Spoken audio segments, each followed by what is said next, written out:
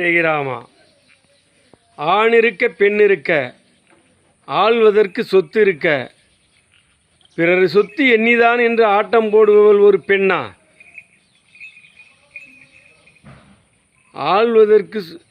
ஆள்வதற்கு பிள்ளை இருக்க, அனைத்து சொத்துக்களும் எனக்கு தான் சொந்தம் என்று உரிமையில்லாமல் ஆட்டம் போட்டு கோரட்டில் ஈப்பவள் ஒரு பெண்ணா?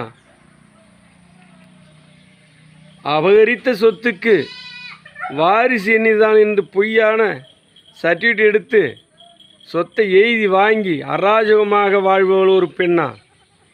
அந்த பெண்ணுக்கு துணையாக போகிற அதிகாரி ஒரு அதிகாரியா? அவனை ஆடு மாடு மேய்க்க கூட உபயோகம் இல்லை, அவன் பண்ணி மேய்க்க விட்டுருக்கலாம் அந்த அதிகாரியை.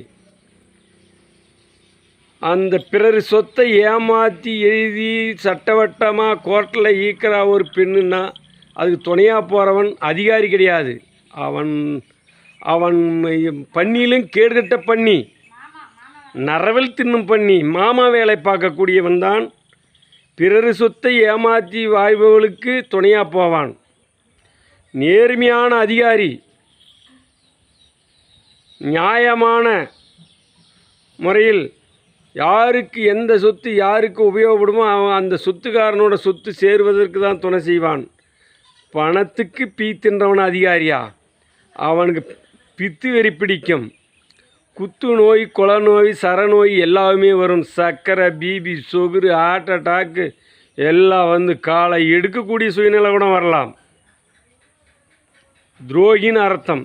அவன் ஆணோட பெண்ணோட பிறக்காத துரோகின்னு அர்த்தம் அதிகாரி. இது சத்தியம். காளிகாதேவி குடி சீக்கிரத்தில் பிறர் சொத்தை ஒருவருக்கு வைப்பன்ற அதிகாரிக்கு அனைத்து நோய்களையும் கொடுத்து பிச்சை எடுக்க விடுவாள் காளிகாதேவி. இது சத்தியம்.